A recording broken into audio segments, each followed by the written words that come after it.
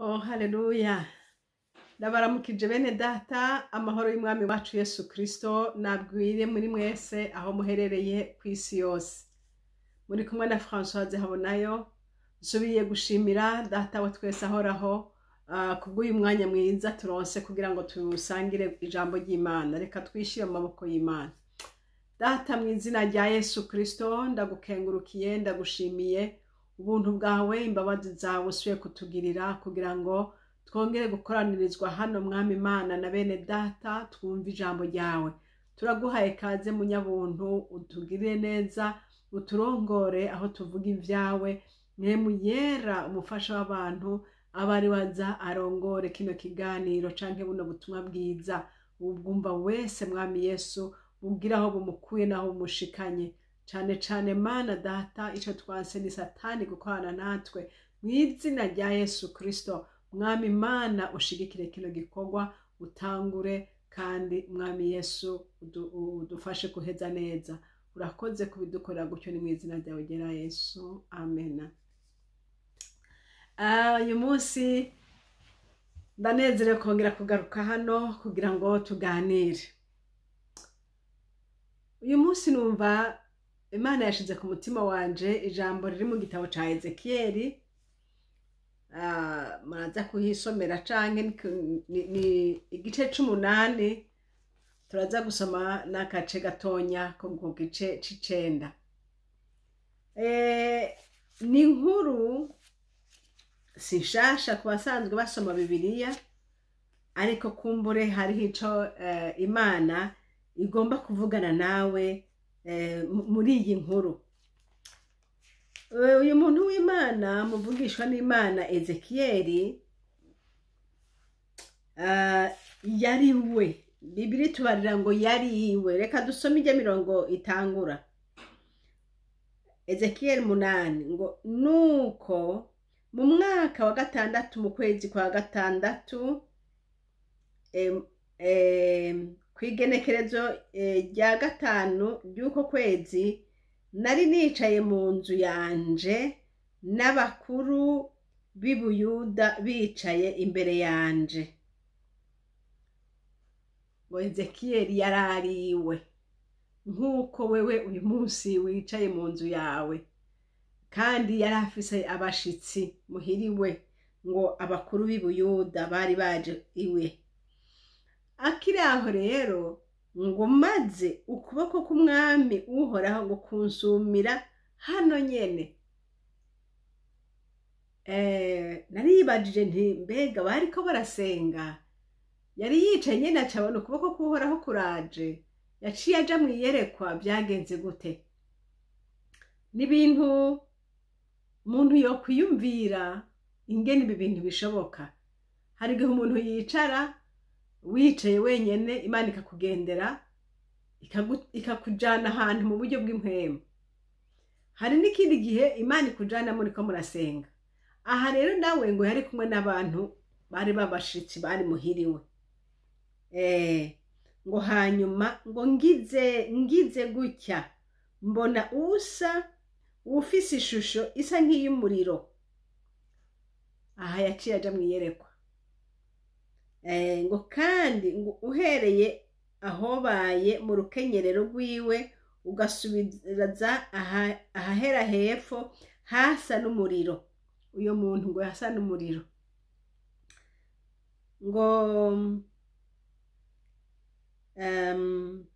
Ngo hasa n'umuriro uhereye ahobaye mu rukenyerero rwiwe ugasubiza ahahera haruguru, hasa n'ibica ibibatsi biboneka nk'umuringa w'umujumbu. Ku murongo wa 3, maze uyo muntu rero abonye, yatangwe kudusobanurira uwo muntu, ngo maze rero agorora igisa n'ukuboko. Urumva hanaramye ko ari umuntu n'ibyo ari byo, ariko abona ngo igisa n'umuntu kandi cyasa n'umuriro. Ngo abona ngo agoroye igisa n'ukuboko. Ngo afata umushatsi ku mutwe, ngo maze mpwemu aranterura. Aha, yari mwiyerekwa. Ngo maze mpwemu aca aramuterura. Imana ishimwe. Ngo ancisha hagati y'ijuru n'isi, muri uko kwerekwa n'Imana mbona anjana i Yerusalemu. Imana ihabwa icubahiro. Hari mu iyerekwa yagiriwe ubuntu n'Imana, abona aratwawe. Ibaze kuba wicaye n'abantu hanyuma mu mwanya bakabona wewe wicaye ngaho umugabo sihuri wamaze kugenda. Ngo Imana ikimushikana mu rusengero i Yerusalemu. Biboneka ko hari agatambuko aho yari ari ni Yerusalemu.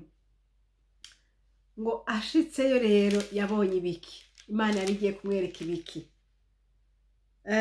Ngo ashikana ku rugi rw'irembo ry'imbere rirabana no mu buraruko, ahari intebe y'igishushanyo c'ikeba gikeba Imana.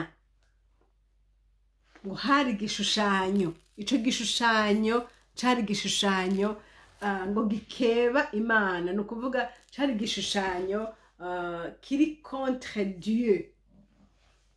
Bana hariho ikintu cy'igihakanamana canke niko novuga.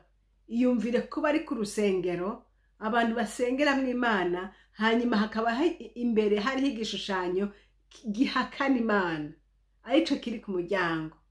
Byari ibintu bikomeye cane. Hanyuma ngo kandi raba ubwiza bw'Imana y'Abisirayeli niho bwari buri nk'uko nari nabwerekewe mu kiyaya. Maze arambarira ati mwana w'umuntu, ehe niwunamura amaso yawe urabe ahahera mu buraruko. Nuko nunamura amaso ndaba ahahera mu buraruko, mbona ca gishushanyo c'ikeba kiri amaja ruguru y'umuryango w'igicaniro ku ruhande rwo mu buraruko bwaco. Maze arambarira ati mwana w'umuntu, mbega urabonye ibyo bakora? Urabonye n'ibizira bikomeye ibyo ab'inzu ya Isirayeli bakorera hano? Byanteye kwigira kure y'ahera hanje. Ngo ivyo bakoze, bashizeho ico gishushanyo cy'igihakanamana co kwanka Imana, bagishira hera. Ni ukuvuga yuko byavuga ati Imana rero ntiyashobora kuhegera, ntiyashobora kuza aho hantu, kuko bari bashizeho ico gishushanyo. Imana rero urabibona ati ikintu bashizeho cyatumye binyirukana hera cane hanje.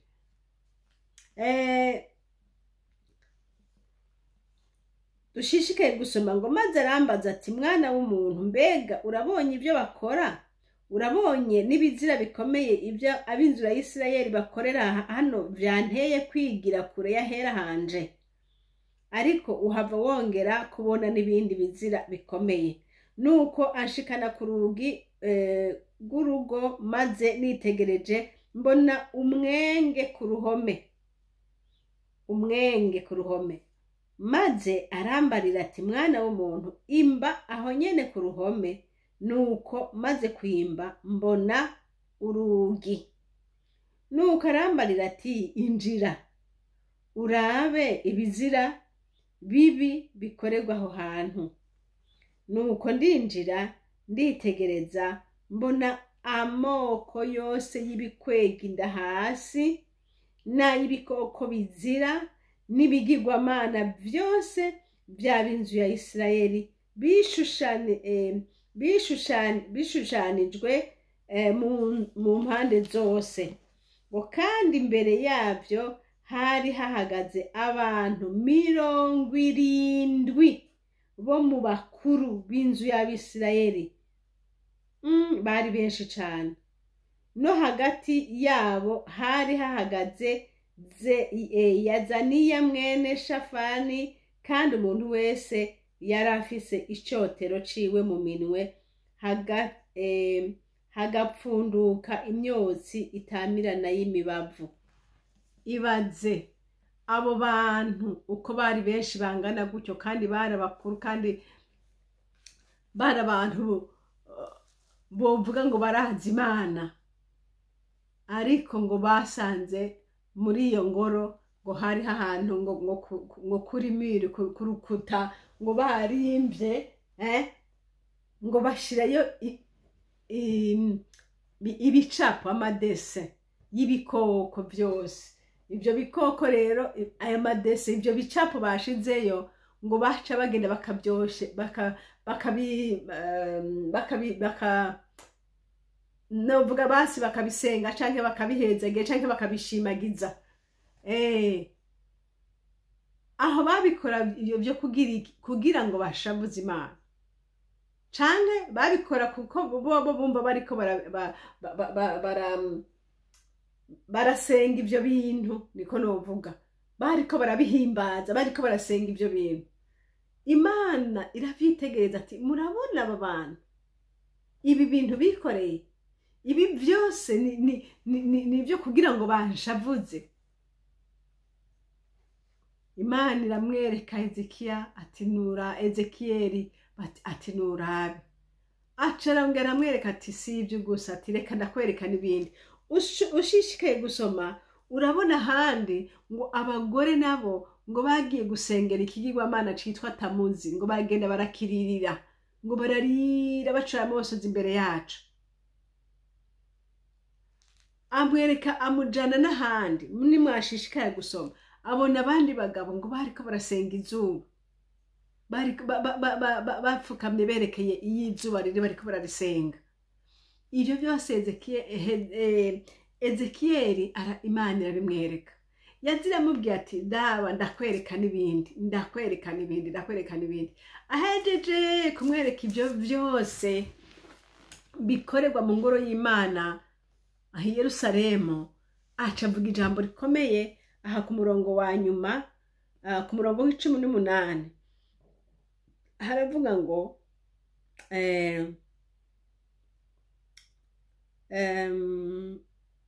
ku murongo w'17, maze arambarira ati mbega ibyo urabibonye ga mwana w'umuntu? Mbega ab'inzu ya Yuda ntaco bibatwaye gukorera ibyo bizira hano hantu? Ntaco bibatwaye gukorera ibizira hano hantu? Ngo kubwo igihugu bacujuje umujyano, bakongera kuntera ishavu, mbere bagashira udushami ku mazuru yabo. Nico gituma nanje nzobakorera iby'ishavu. Ndagomba musurinye aha hantu. Imana ivuze ngo nanje nzobakorera iby'ishavu, ngo ijisho ryanje ntirizogira ico risigaza, kandi nta n'akagongwe nzogira, naho bazontakambira mu matwi bashize amajwi hejuru sinzobumviriza. Hari igihe umuntu ashikirwa n'ibyago akagenda agatakambira Imana, akisonzesha, akagirante, ariko iyo ari igihano c'Imana, Imana ivuga ngo ntiyumviriza mpaka iminsi yagenye kw'ico gihano gishikira iheze. Ishavu ry'Imana aravuga ati nanje nzobahana, naho bazontakambira sinzokumva. Mwibuke umuntu yitwa Nebukadineza, igihe Imana yamutumako, ikamutumako, igasubira ikamutumako, hanyuma akanka kumvira iby'Imana yamutumyeko, hanyuma Imana ikadesida rero kumuhana. Igihe yamuhanye ngo barasenze, barisonzesheje, baragize gute, ariko gushika iminsi Imana yamugeneye, imyaka 1000, imyaka 7 ikuranwa nawe ari muri ibyo bihe bigoye yararimo. Kandi hariho abantu basenga, hariho n'abantu abavura baraza bakavura, abahamagara ibiki, abagirane, umuntu wese uburyo bwose ashoboye, ariko ntibyashoboye kumukura Nebukadineza. Imana idufashe. Imana yamaze gufata decision, ni nkaho ivuze aya majambo ngo naho bazontakambira sinzobumva, kubera yuko Imana ari igihe cyo guhana kw'Imana. Bene data, nagomba tumenye ngo ibi bintu ababisirayeli bakoze ibintu bibi cyane. Bashavuje Imana mu buryo bukomeye, bashize ibizira ahera h'Imana, bazana ibigirwamana babishyira mu rusengero rwo gusengera kw'Imana, bituma Imana isohoka ahantu hayo. Weho gute? Urusengero rwawe mu mutima wawe n'urusengero rw'Imana. Mbega weho ntabyo winjije byatumye Imana isohoka? Ntabyo winjije utari ukwiye kwinjiza? Ko umubiri wawe ari ingoro ya mpwemu yera, ntabyo wawushize ko utari ukwiye kubishirako? Imana idufashe. Ababisirayeli ibi byose ngo babikora ngo bavuga ngo Imana ntibabona, ngo Imana yarabahebye, ngo Imana sihira, Imana ntabyo abibona. Umve nkubarire, hariho ibintu umuntu akora akavuga ngo Imana ntabyibona, kandi kubera yuko Imana idahaniraho, canke kubera yuko atasinye yokwereka ko Imana yabibonye, ariko Imana ngo irabibona ikihorera. Reka nkubarire, ivyo onye ukora winyegeje uzi ngo ntawe ubibona, niko bimeze, birashoboka ntawe ubibona atari abo mubikorana. Umve nkubarire, abo bantu bose bariko barasenga ivyo bigirwamana, abantu bose bariko bararirira ivyo bishetani ngaho, nta bandi babibona atari abo babikorana. Ariko reka nkubwire, hariho abandi bashaka kubibona kandi batari muri uwo mugwi wabo. Abo ni bande? Ab'Imana ishaka kuvyereka. Hezekiyeli ngo yari yibereye muhiriwe n'abashitsi, muhema musanga haramuterura mujana mwiyerekwa, aca mwereka ivyo bintu, aca mubwira ati raba ingene banyirukanye.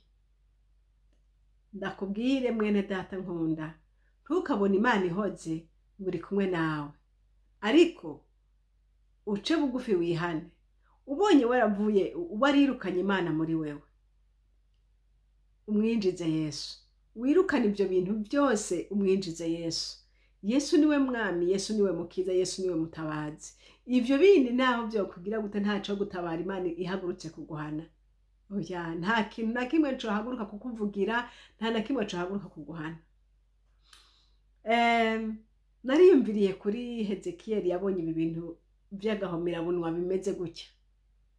Navuze ntiyaba ari jewe, nti mami wanje umfashe undinde amaso yanje yongere ntabone ibintu nkamwe n'ibyo. Kubera yuko hari ibintu ubona umutima wawe ukababara cyane, kubona ibintu bigirwa nk'ibyo. Ni nkaho mbese wobona uti, ukabona nk'umuntu waruzi ko ari umuntu w'Imana, umukristo, hanyuma Imana ikakujana ikakwereka ibyiwe. Ya ucubabara, urababara cyane. Hezekiyeli rero Imana ibimweretse yaramweretse, kandi Hezekiyeli yagiriwe ubuntu n'Imana. Usomye ku gice ku murongo w'12 haravuga ngo maze arambaza ati, mwana w'umuntu, mbega urabonye ibyo abakuru b'inzu ya Isirayeli bakorera mu mwijima, umuntu wese mu gafuruka kiwe k'ibishushanyo, kuko bavuga ngo Uhoraho ntatubona, kandi ngo Uhoraho yahebye igihugu. Umuntu wakorera mu gafuruka kiwe k'umwijima.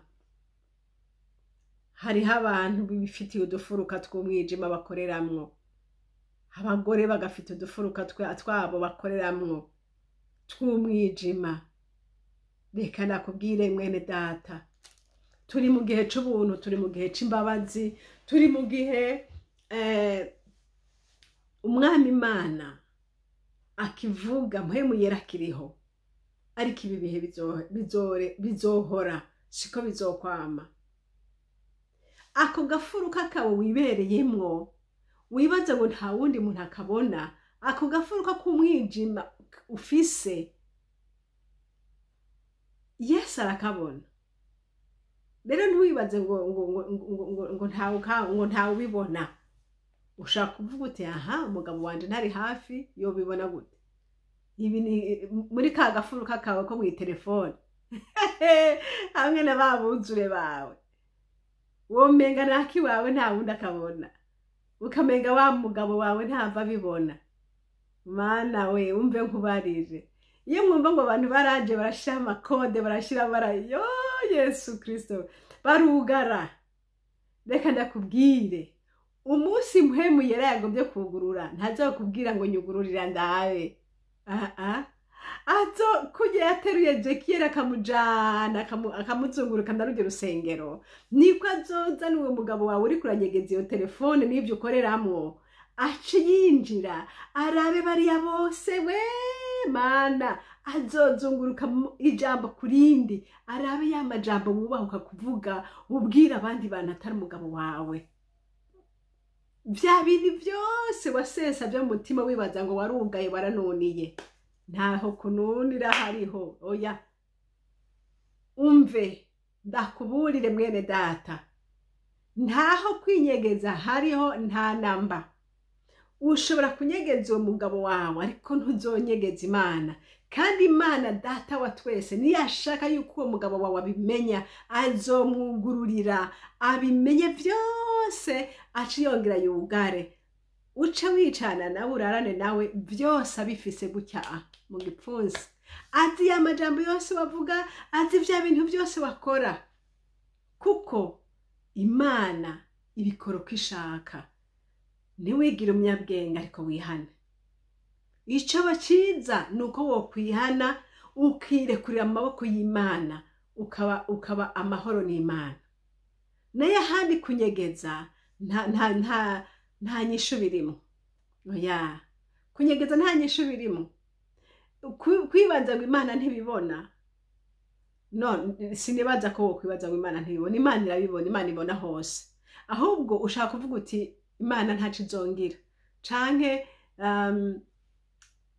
Imana ibona byinshi nkora byinshi nabiye narabikoze ntacangize nibi narabikoze ntacangize nibi umviriza ntubigira akamenyera isaha y'Imana iri kwiregereza Imana suko yavyihoreye canke suko yemeranya nawe ariko isaha y'Imana iri kwiregereza aho igihano gira ucinjiremo uko umunsuza ukunduza wanse kwihana irakutumako ikakubwira ukanka ariko uko wegera niko uri kurenjira uri kuregera mu gihano cawe ndakuburiye ndakubwiye wihane uhebe ivyo bintu urimwo ubwo bunogo bwawe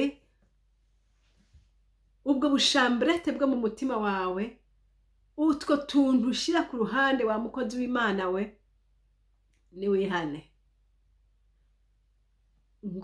ngukora mu bigega by'ishengero none ntababibonye ukamuri kuriba wiba ngo ntababibona humura byose biri imbere y'Imana birabugaragara utwara abagabo babandi ngo Imana ntibibona yo humura imbere y'Imana biragaragara turiya twose wa mukobwa ugenda ukora ntiwinyegeze data ntanyegezwa icyo niki gituma umuntu abikijuju ku buryo bw'uko avuga ngo Imana ntimbona niki gituma umuntu abikijuju ku buryo bw'uko atavuga atomenya ngo Imana ibona ariko ndakora ibi bizira irampana ariko umuntu akihumuriza kandi akabamwo ukamenga ngo kuririmba no kuvuga ubutumwa ni giturire wahaye Imana niyabona uri kurabikora gutyo oyizo gutabara oya ihane Imana nticoko Imana ntikinishwa ariko ni wihane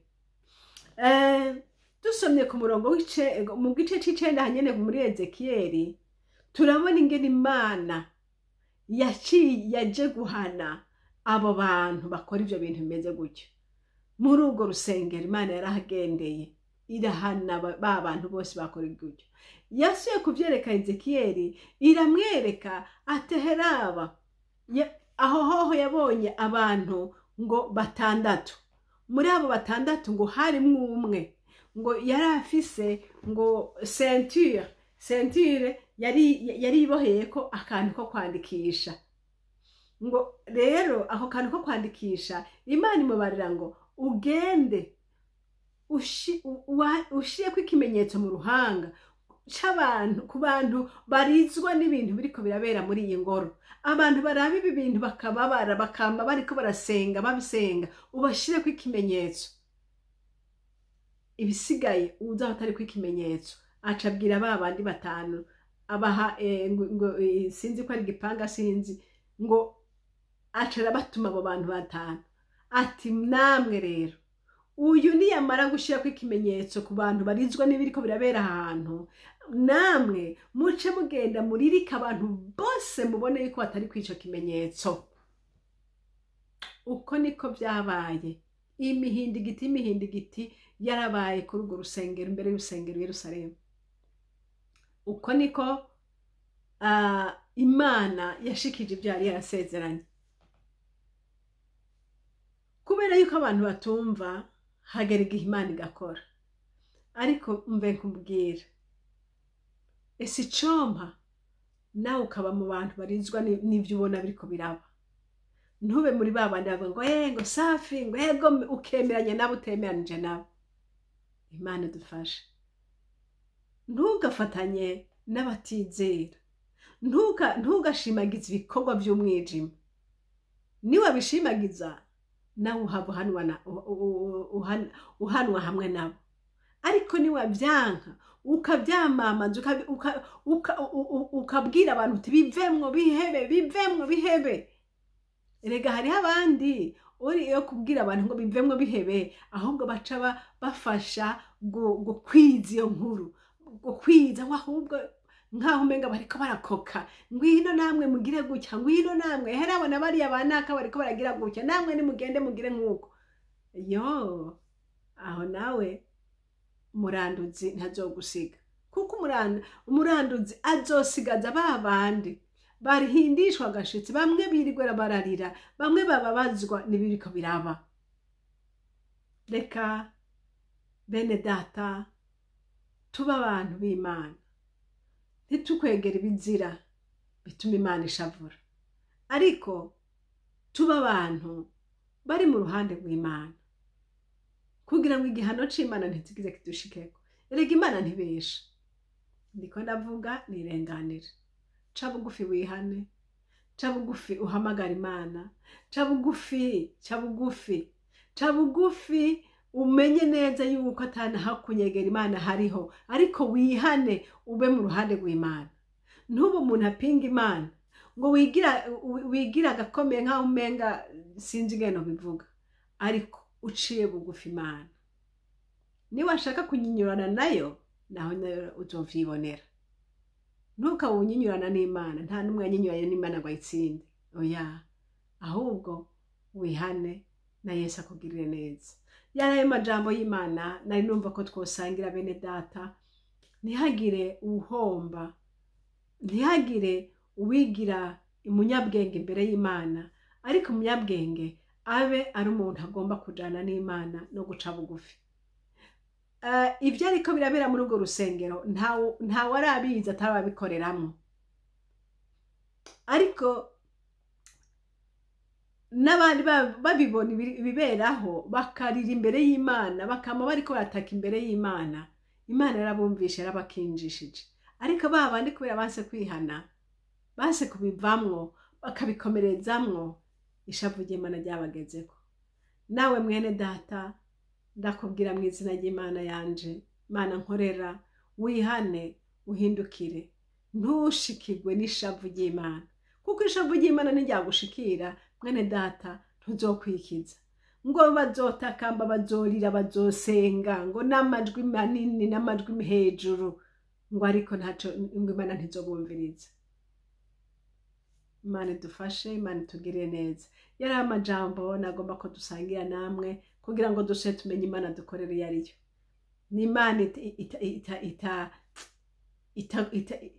irahora kandi idahoze.